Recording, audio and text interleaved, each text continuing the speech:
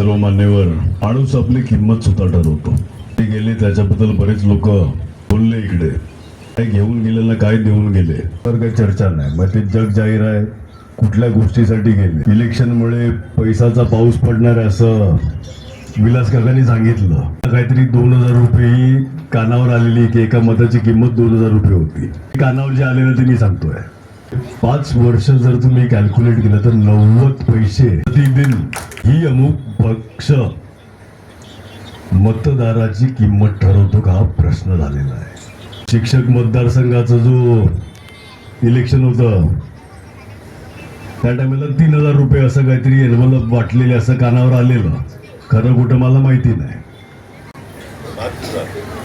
5000 रुपये त्यांची 6 वर्षाची टीम असते म्हणजे 1.5 रुपये प्रतिदिन ही किंमत काही लोकांनी स्वतःची ठरवून ठेवलेली. जोरात आउट गोईंग चालू आहे पण आपल्याकडे इन्कमिंग खालच्या कार्यकर्त्यांची काही कमी पडलेली नाहीये. खालचे कार्यकर्ते ज्यांनी ह्या लोकांना निवडून आणले किती गेले. काही लोकांचे वेस्टेड इंटरेस्ट होते, भीतीपोटी असेल, पैशासाठी असेल, काय देवाला माहिती. खालचे कार्यकर्ते हलत का नाहीयेत, का हलत नाहीयेत. एवढी इन्कमिंग चालू आहे. दररोज हा चाललाय, उद्या सकाळी अमुक चाललाय, परवा अमुक चाललाय, ह्याचं तिकीट कन्फर्म झालंय. पण त्यांच्याकडे उमेदवार आहेत का नाही आहेत. आज काहीतरी एक पत्र लिहिलंय. वसई तालुका भाजपचे जेवढे पण पदाधिकारी आहेत स्टेटला आणि सेंट्रलला पत्र लिहिलं. ती पत्राची कॉपी मागवलाय. जे आलेल्यांना जर उमेदवारी दिली तर आम्ही सगळे एक गठ्ठा राजीनामा देणार आहेत. त्या पत्राची कॉपी मी मागवली. एक पण लायक चेहरा नाही तुमच्याकडे. एवढा मोठा पक्ष असा चेहरा विकत घेऊ शकत नाही. तर असला पाहिजे ना उमेदवार तुमच्याकडे. एवढी सगळी पदं पॅम्पलेट सारखी पदं वाटून ठेवलेली आहेत. म्हणजे कोण हा मंत्री, कोण महामंडळ, कोण अमुक मंडळ, कोण देवाला माहिती काय, कोण व्हॉट्सअप प्रमुख, मन की बात प्रमुख. जो भेटेल तो म्हणजे अरे आला चल घे पद, जो आला तो घे पद. आता ते समोरचा पण खुश होतो की अरे बाबा मी मंत्री झालो आहे. गल्लीमध्ये कुत्रा विचारत नाही पण मी मंत्री झालो आहे. ही परिस्थिती आहे. आपल्याकडे कार्यकर्ता हे एकच पद आणि ते सर्वात मोठं पद. कमी लोक आहेत जे पदासाठी आपल्याकडे येतात. म्हणजे पप्पांना भेटत असेल किंवा मला भेटत असतील. बाकी आपल्या पक्षामध्ये कार्यकर्ता म्हणून सर्वात मोठं पद हे सगळ्याच कार्यकर्त्यांना माहिती आहे. म्हणून तर खालची लोक कोण हलत नाहीयेत. अख्ख्या तालुक्यामध्ये वरचं आउट गोईंग झालं, खालचं कुठे गेलाय आहे तिकडेच आहेत. एक उदाहरण सांगतो मी. इकडे काही पत्रकार बसलेले आहेत. अमुक लोकप्रतिनिधीचा वाढदिवस काहीतरी 2-4 दिवसाआधी होता. मला 2-3 पत्रकार येऊन भेटले. आम्ही होतो तिकडे. आप्पांच्या वाढदिवसाला जो प्रतिष्ठित समाजातला क्राऊड येतो ना, जे कार्यकर्ते येतात ना, त्यांची एक लेवल आहे. इकडचे जर व्हिडिओ तुम्ही बघितले ना म्हणजे समजून जा काय क्वालिटीचा क्राऊड तिकडे होता वाढदिवसाला. जे सगळे बसलेले आहेत. प्रत्येक कार्यकर्ता एक प्रतिष्ठित समाजातला घटक आहे. तो नोकरी करत असेल पण त्या एरियामध्ये, त्या परिसरामध्ये, त्या विभागामध्ये एक त्याचं नाव आहे. आपल्या एखादी कार्यकर्त्यांनी कधी RTI टाकला नाहीये, ब्लॅकमेलिंग कोणाला केलं नाहीये, वसुली तोडपाणी एक हा अमुक कार्यकर्ता ह्याच्यातलं आहे भानगडीत कधीच आला नाहीये. यांची लिस्ट बघून घ्या. महापालिकेमध्ये गेल्या 15 वर्षामध्ये जर फक्त RTIची लिस्ट काढली ना तर हा कुठल्या पक्षाचा कार्यकर्ता हे आज डिक्लेअर होईल. टाकलं का तुम्ही कोणी RTI? आजपर्यंत आपल्या कार्यकर्त्यांनी धंदे केले नाही. पत्रकाराचं बोलायचं उद्दिष्ट काय होता की आप्पांच्या वाढदिवसाला येणारा जो क्राऊड आहे ना आणि इथे येणारा जो क्राऊड आहे ना तो जमीन आसमानचा फरक आहे. 95ची इलेक्शन जे सिनियर इकडे असतील त्यांना सगळ्यांना लक्षात असेल. तो खूप लहान होतो. मला वाटत नाही तेवढी अडचणीची इलेक्शन. विलास काका तुम्ही जे बोलले की अडचणीचं पण आहे ना सोपी पण आहे. मला वाटत नाही 95च्या इलेक्शन एवढी डिफिकल्ट असेल. मी तर खूप लहान होतो. तुम्हाला माझ्यापेक्षा जास्ती माहिती.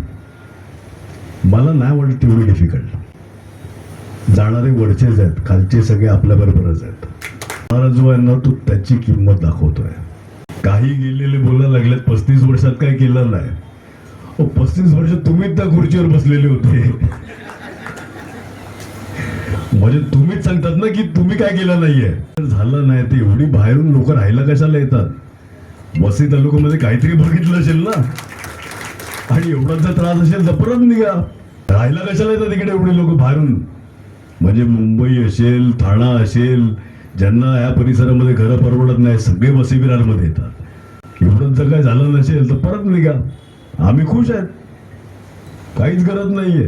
अंधभक्ताचा इकडे विषय केला.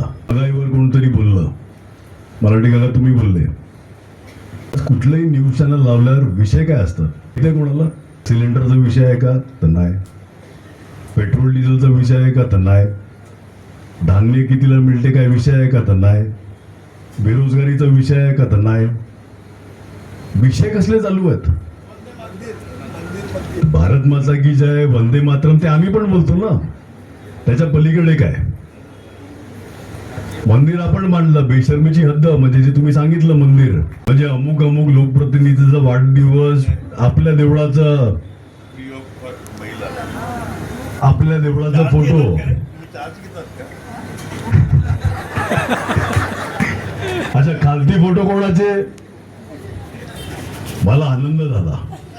त्याला 35 वर्षामध्ये एखादं मंदिर तर झालं, तिथं कबूल केलं. खालती फोटो कोणाचे होते ते आपण सगळ्यांनी बघितले असतील. आनंद झाला. आणि फ्री ऑफ चार्ज. आपण काही तिकीट लावलंय का तिकडे की मंदिरमध्ये जायचं असेल तर अमुक रुपयाचं तिकीट हे करा, आणि ते पण फक्त महिलांना. तुम्ही पैसे भरून जायचा, पुरुषांनी. काय पद्धत चालू आहे? खंड्यांचा विषय झाला. लोकांचे पाठा तुटतात ते सोडा.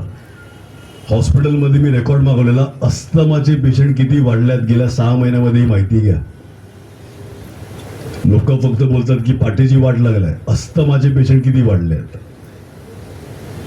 किती खड्ड्यांना टिके लावत फिरले आहेत. ते खड्डे आहेत तसेच आहेत.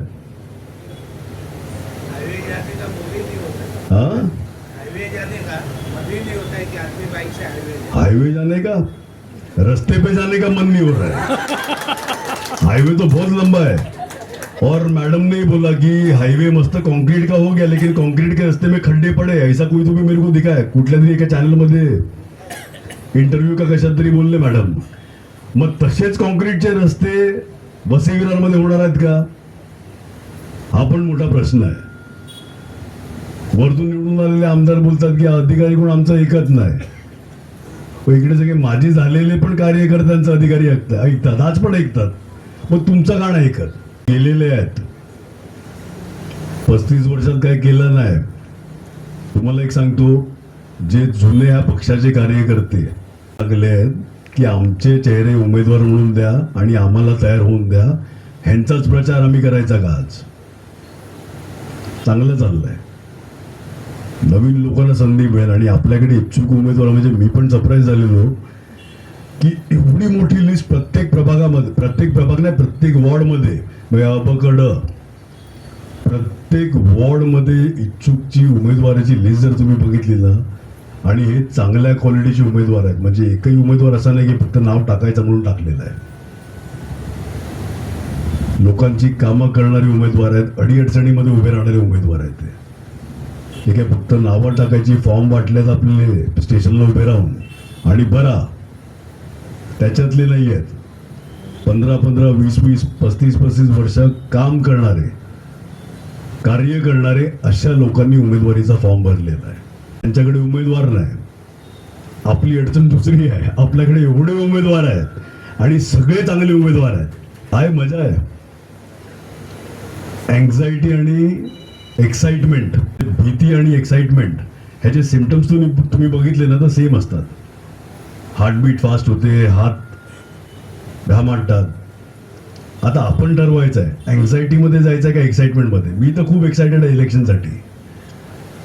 उतरून किती लोकांना काय काय हे करायचं ना, त्याच्यामध्ये तर मी फुल जोशमध्ये आहे. आपले कार्यकर्ते किती जोशमध्ये उतरतात ना, त्याच्यावर ते काका बोलले तसं. अडचणी जी आहे का सोपी आहे. लोकांना पण ध्यानात आलं की 1 वर्ष झालं तुमचं हनीमून पिरियड. खड्डे बुजवू शकत नाही, अधिकारी ऐकत नाही, हे तुम्ही स्वतः बोलायला लागलात. काय कामाचे तुम्ही? खुर्ची काय बसायला हे केलाय का? लोकांची कामं करून घेण्याच्या हिशोबाने निवडून दिलेलं आहे तुम्हाला. आणि तुम्हीच जर बोलले की अधिकारी ऐकत नाही, उद्या ऐकणार याची काय गॅरंटी? हे लोक बोलायला लागलेत. काय नाही, एक्साइटमेंटमध्ये या, ताकदीने उतरा. आहेत बाकी आपण जिकडे जिकडे आहेत ना तिकडे काय काय करायला लागेल ना सगळीकडे उतरू आपण आणि पुढे पुढे. लोकांना फक्त एवढंच सांगा, 90 पैसे प्रतिदिन ही आपली किंमत आहे का हे तुम्ही ठरवा. तुम्ही ठरवा एवढंच सांगतो. बाकी इलेक्शन मोडमध्ये आपण लागूच. काय नाही, ताकदीने उतरू, मजा येणार आहे, फुल धमाल येणार एवढंच सांगतो आणि 2 शब्द संपवतो. जय जय महाराष्ट्र.